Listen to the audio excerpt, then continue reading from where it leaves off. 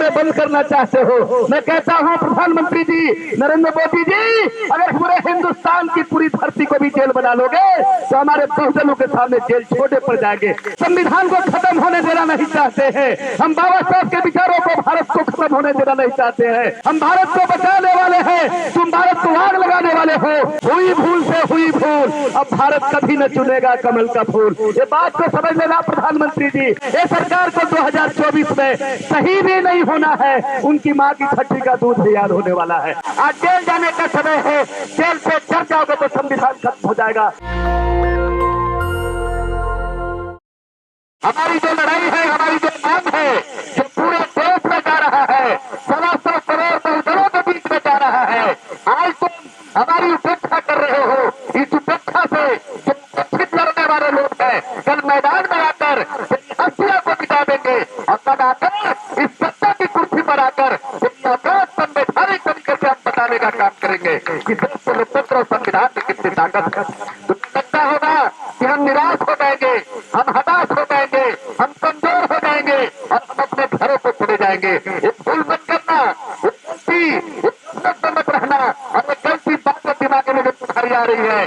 सरकार के मन में जो बातें आ रही है कि नीतू सिंह कुछ लोग के साथ आंदोलन कर रही है, वो गलत बात है।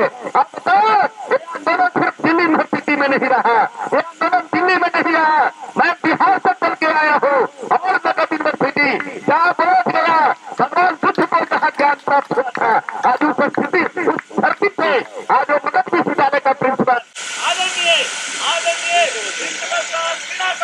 दौड़े आए हैं और दौड़े आए अपनी बेटी के लिए, बहुजनों के सम्मान के लिए और संविधान बचाने के लिए दौड़े आए हैं। दौड़े आए हैं बिहार से चल करके, हमारे पुत्रा जी बबलू कुशवाहा भी आए हैं। तो मत समझो ये लड़ाई यहीं तक रहेगी। हम कैंडल कराने वाले नहीं है। हमारे यहाँ आंदोलन से शक्ति निकलेगा और हमारे यहाँ आंदोलन से जो चिंगारी निकलेगा, ये चिंगारी तेरे पाप के लंका को जला कर दम देगा।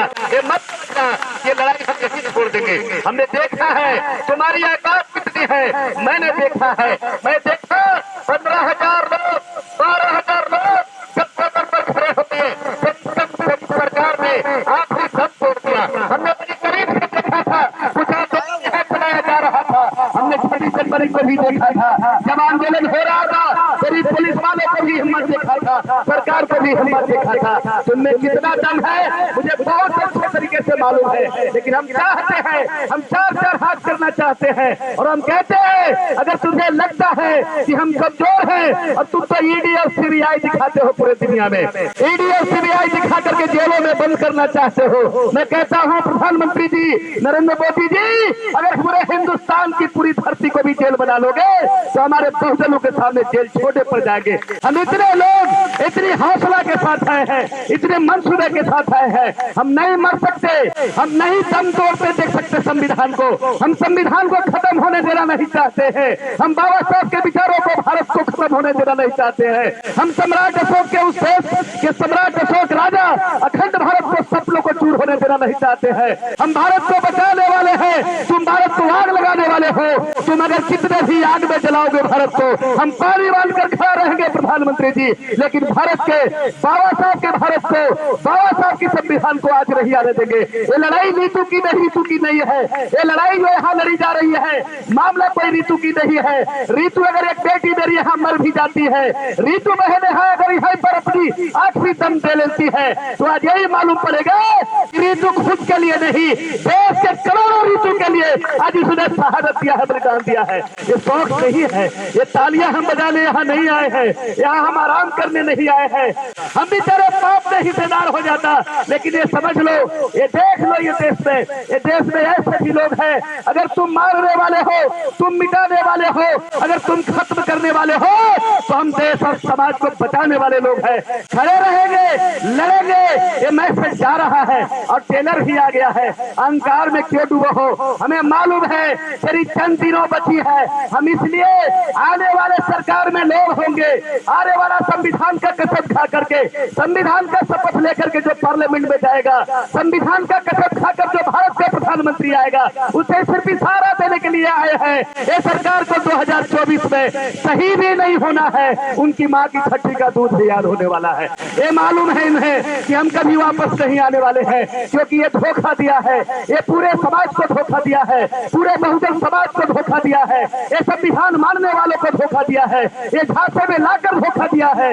इसलिए हमें मालूम पड़ गया है, समाज के लोगों को मालूम पड़ गया है, हुई भूल से हुई भूल, अब भारत कभी न चुनेगा कमल का फूल। ये बात को समझ लेना प्रधानमंत्री जी, अब हम गलती करने वाले नहीं थे, रही है हमारी से कुछ गलतियां हुई, उसका कारण तू खुद बता दिया कि हमने प्रेम जुमला का काम किया, फेंकू का काम किया, फेंकने का काम किया और हमारे लोग फांसी में आ गए हैं। इसलिए हमें बताना चाहते हैं समाज के लोगों, इरादा मजबूत रखना, हौसला मजबूत रखना, आने वाले सरकार को बताना आज वही दिन है, याद करना प्रधानमंत्री जी। उस जिस तरह से आज ना हमारे रामलीला के मैदान में केजरीवाल जी के साथ अन्ना हजारे जी जन लोकपाल के लिए आंदोलन कर रहे थे, 12,000 लोग का आंदोलन था और आंदोलन में उसी आंदोलन में इस देश की सरकार को बदलने का काम किया था, कांग्रेस को हटाने का काम किया था। अरे उस दिन लोग थे, कई आंदोलन में आए थे और इस देश की सरकार को शहीद होना पड़ा था।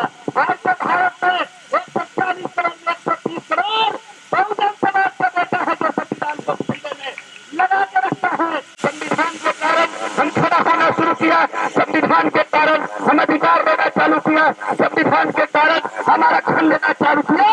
जब इन्हें मनुवादियों को लगा ये संविधान से लगता है 100 में 50 ही लोग अपने सारे कुर्सियों पर बैठ जाएंगे, तो साजिश करके ऋतु जैसी बेटी को प्रोफेसर की कुर्सी से निकालने का काम किया, हटाने का काम किया और झूठा लांछना लगाया।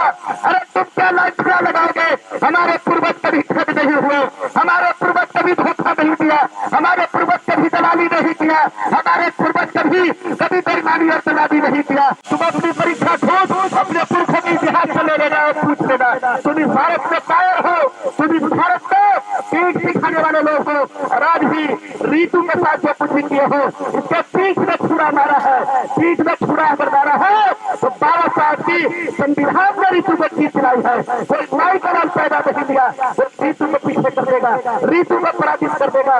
ये लड़ाई बढ़ाते रहना है, ये लड़ाई तब तक चलना चाहिए जब तक DU के पाप में शामिल, ऋतु के पाप में शामिल जो भी है जिसका नष्टाबूद नहीं हो जाए, कार्रवाई नहीं हो जाए, समाप्त नहीं हो जाए, ये लड़ाई को छोड़ना नहीं, ये लड़ाई को लड़ते रहना है। ये लड़ाई को बड़ा फायदा हो रहा है, ये लगता होगा ये लड़ाई DU में है।